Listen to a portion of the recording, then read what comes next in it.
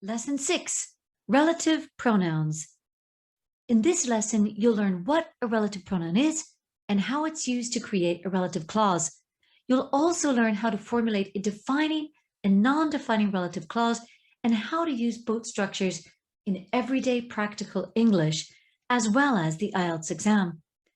Therefore, this chapter will help you to enhance your writing skills for IELTS essays and your accuracy in the speaking test in IELTS. A relative pronoun is a word used to link a clause or phrase to a noun or pronoun. Relative pronouns are whom, whose, who, which, and that.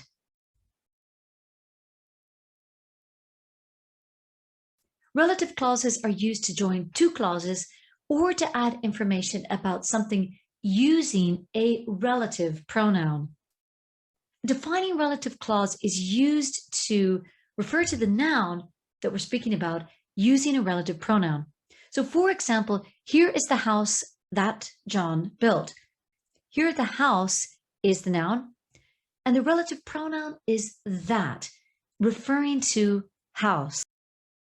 A non-defining relative clause is used to add information about the noun we're talking about, using an extra clause with a relative pronoun. For example, the house that John built is a large white building. So here we have an extra clause with the relative pronoun to add extra information. If we removed that clause, the sentence would still be fine. We could say the house is a large white building.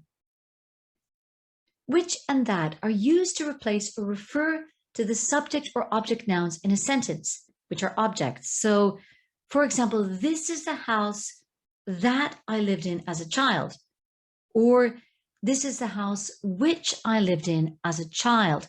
That or which referred to house. Here is the desk which or that you may use for work in the morning. So which or that refer to the desk.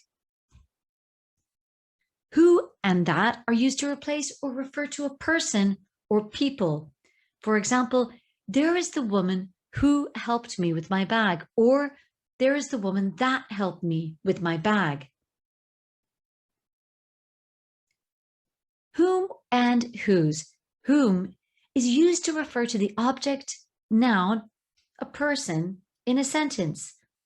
So we use whom instead of who because we're referring to the object and not the subject in the sentence. For example, Greg is the man to whom I spoke at the library. Whose is referred to the possessiveness of an object belonging to a person. For example, this is the man whose hat is very funny. So the hat belongs to the man. So we use whose. A non-defining relative clause gives information about the noun we're talking about, as I said before. For example, the man is upset. The relative pronoun, we add this now to give extra information about the subject or object noun.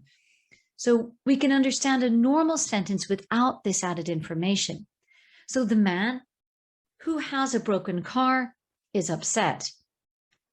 So we add this extra clause to give extra information. If we remove it, it's still a normal sentence. The man is upset. Where and whereby. Relative clauses may use when, whereby, where, and why. When refers to time, whereby is used for a means or way, whereas used for location and why for reason. In more formal English, you can also use a preposition plus which to replace these relative words. So for example, this is the city where I was born. This is the city in which I was born. It's a place, so we use where.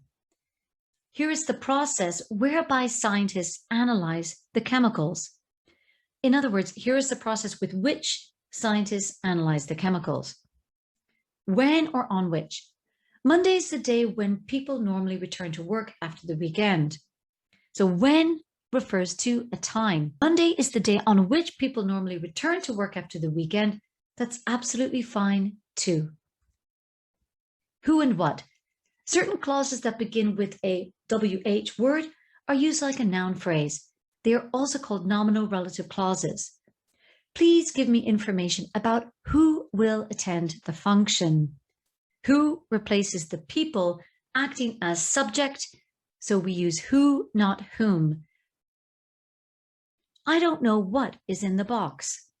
What replaces the things that are in this box? Whoever, whichever, whatever. To refer to things or groups that are not known or indefinite, we use whatever, whichever, and whoever. Whoever did this crime will be held responsible for it. Whichever sport you choose to do is your own decision. In formal English, the noun plus of which is often selected when referring to things. Unemployment has grown, 10% of which is in the countryside. After both, each, many, neither, most, none, part, a number of, and some, we must use of which and of whose, but not just which or whose. I speak Italian and French, both of which I learned in school. I am a member of the sport center, of whose coaches include Mark Jones. Whose can come after a preposition in a relative clause in formal written English. In spoken English, we normally place the preposition at the end of the clause. Formal English, I'd like to refer to Descartes, from whose book there is a famous saying. In spoken English, let me refer to the work of Descartes, whose book there is a famous saying from. When a preposition is necessary with the relative pronoun whom and which, we place it before the relative pronoun in a more formal context. The speed at which this car can reach is 100 miles per hour. Her friends with whom she confided were kind and supportive. We normally use whom after preposition in formal English. This is the president for whom I have the greatest respect. In less formal English, we often put the preposition later in the relative clause. The building that John showed us to was spacious and grand. So that's it on relative clauses. Now it's time to do some exercises. Good luck.